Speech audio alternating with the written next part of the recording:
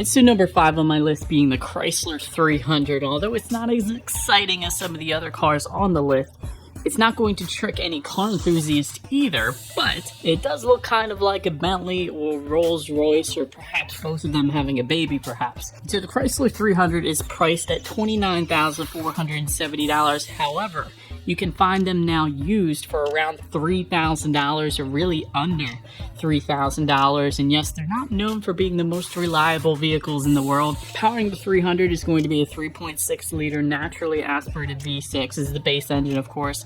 292 horsepower, 260 pound-feet of torque. 0 to 60 approximately 6.3 seconds. Top speed 155 miles per hour. Sent to the rear wheels approximately 30 miles per gallon on the highway, though. It's pretty impressive considering the size of this boat. Really, it's a boat. And again, for car enthusiasts, this isn't going to trick anybody, but for somebody not into cars, that front end looks straight up like a Bentley, without a doubt.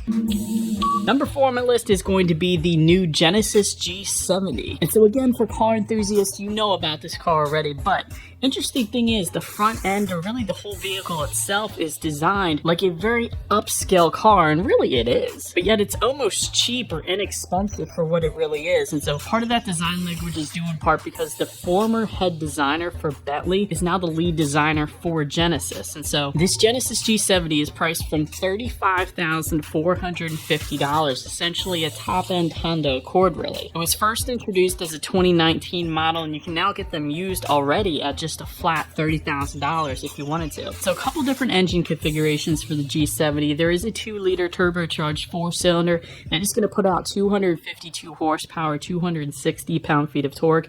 There's also a 3.3-liter twin-turbo V6.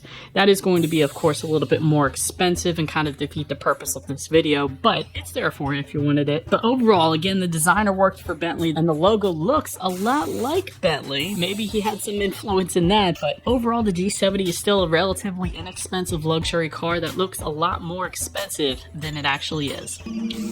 Number 3 on my list is an easy one. This is going to be the Maserati Ghibli. Starting price coming in at $70,990, and one of the most depreciated cars out there in history, I feel like. You can now get these used for around $20,000 and even under $20,000. A Maserati Ghibli. It's an amazing looking car. The badge itself gives you an indication right off the bat. It is an expensive car.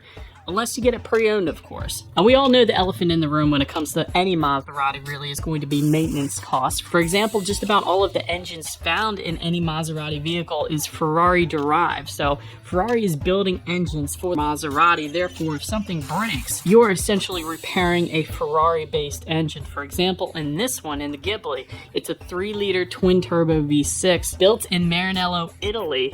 345 horsepower, 369 pound-feet of torque, 0 to 60 time 5.5 seconds with 166 mile per hour top speed. And again, the badge alone says it all. If you can deal with the maintenance cost, you can get in a Maserati for less than $20,000, and a relatively new Maserati Ghibli at that.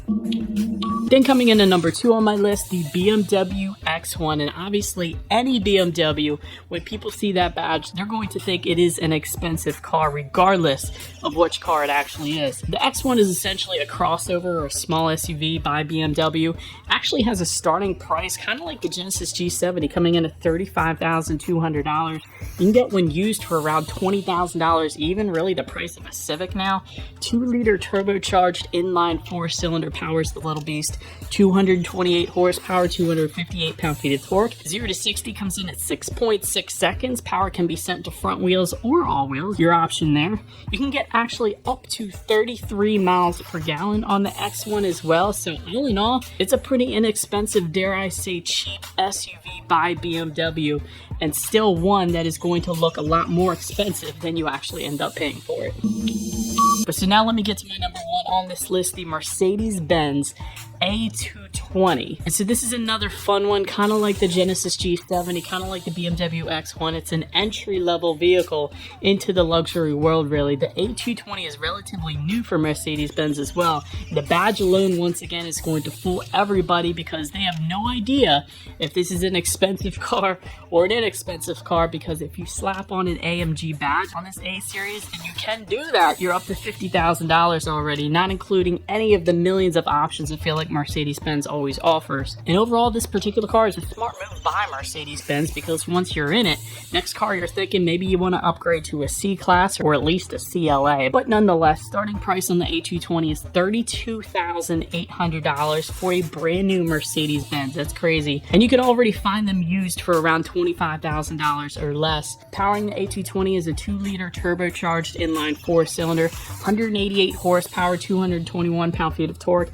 0 to 60 in 7.1 seconds, sent to the front wheels, getting up to 35 miles per gallon in a Mercedes on the highway. That is pretty crazy, you guys. And again, those numbers themselves aren't really too incredibly impressive, honestly. You can get a Honda Civic that'll hit 60 in less than that, but again, it is a luxury car with a Mercedes-Benz badge, so when you're driving down the road, people aren't going to know that you spent $25,000 on this Mercedes-Benz. They're going to think you spent closer to at least $40,000 or $45,000, and that is why the Mercedes-Benz A220 is number one on my list.